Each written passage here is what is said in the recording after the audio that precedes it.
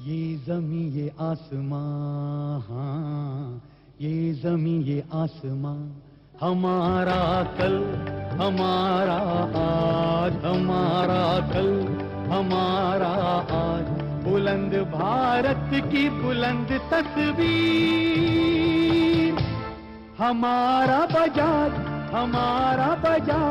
बुलंद भारत की बुलंद तस्वीर, हमारा बजाज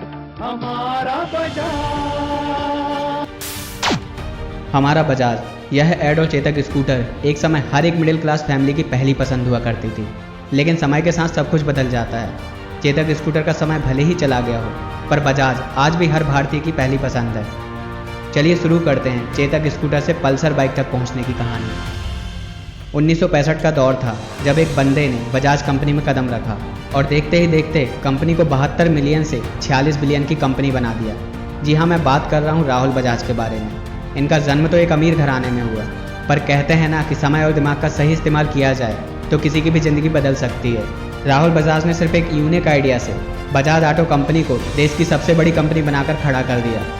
इस बंदे का आइडिया था कि एक ऐसा स्कूटर बनाया जाए जिसकी कीमत इतनी कम हो कि एक मिडिल क्लास व्यक्ति भी आसानी से खरीद सके और स्कूटर को कच्चे रास्तों पर भी चलाना आसान हो। पिछले वीडियो में मैंने आपको बताया था कि यदि किसी भी चीज़ का प्लान ना बनाया जाए तो फेल होना पक्का है, और यहाँ बजाज के सक्सेस होने का सबसे बड़ा सीक्रेट यही है कि उसने एक ऐसा प्लान तैयार किया जिसने लोगों के दिलों को स्कूटर से जोड़ दिया।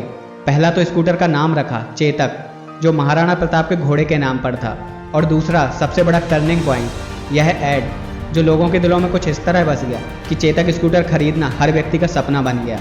इसके बाद बजाज स्कूटर बेचने वाली देश की पहली और सबसे बड़ी कंपनी बन गई। इसकी कामयाबी का अंदाज़ा आप सिर्फ इस बात से लगा सकते हो कि स्कूटर की बुकिंग करने के बाद व्यक्ति को कई सालों तक स्कूटर मिलने का इंतजार करना पड़ता था। चेतक स्कूटर की कामयाबी के बाद बजाज ने मोटरसाइकिल बिजनेस में कदम रखा, जिसने जापान की कंपनी कावासाकी के साथ मिलकर इंडियन मोटरसाइकिल लॉन्च की, और बजाज देश की पहली इंडियन मोटरसाइकिल बनाने वाली कंपनी बन गई।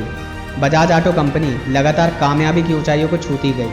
आज बजाज ऑटो दुनिया की चौथी सबसे ज़्यादा 2 व्हीलर और 3 व्हीलर बनाने वाली कंपनी है, और भारत में हीरो मोटोकॉर्प के बाद दूसरी सबसे बड़ी कंपनी है। बजाज 70 से ज़्यादा कंट्रीज़ में अपने बाइक्स बेचती है। राहुल बजाज को इस कामयाबी के लिए पद्म भूषण से भी सम्मानित किया गया है। इसके अलावा उन्हें और भी कई अवार्ड्स मिले हैं। राहुल बजाज ने 2001 में जब बजाज की जिम्मेदारी अपने बड़े बेटे राजीव को दी, तब बजाज ने फैसला किया कि वह अब चेतक स्कूटर बनाना बंद करेगा, क्योंकि उस समय तक बाइक्स की सेलिंग ज़्यादा होने लगी थी और स्कूटर का मार्केट भी धीरे धीरे कम होने लगा था। और 2006 तक बजाज ने चेतक स्कूटर बनाना बंद कर दिया।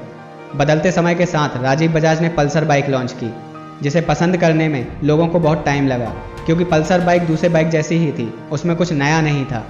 लेकिन इसके बाद बजाज ने पल्सर में बदलाव किया और न्यू डिज़ाइन और बेहतर कैपेसिटी के साथ न्यू बाइक लॉन्च की, जिसे लोगों ने इतना पसंद किया कि 2006 तक बजाज ने 1 मिलियन से ज़्यादा बाइक सेल की, और फिर से बजाज ने लोगों के दिलों में अपनी जगह बना ली।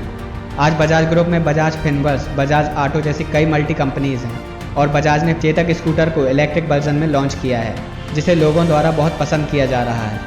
दोस्तों, यदि समय और दिमाग का सही इस्तेमाल किया जाए तो हर इंसान अपनी लाइफ बदल सकता है। जिस तरह बजाज ने लोगों की ज़रूरत को समझकर उन्हें वही दिया जो वे चाहते थे, उसी तरह यदि हमें अपनी लाइफ में कुछ हासिल करना है तो हमें भी कुछ यूनिक सोचना होगा, लोगों की ज़रूरतों को समझना होगा, और कामयाब होने के लिए एक सही प्लान तैयार करना होगा।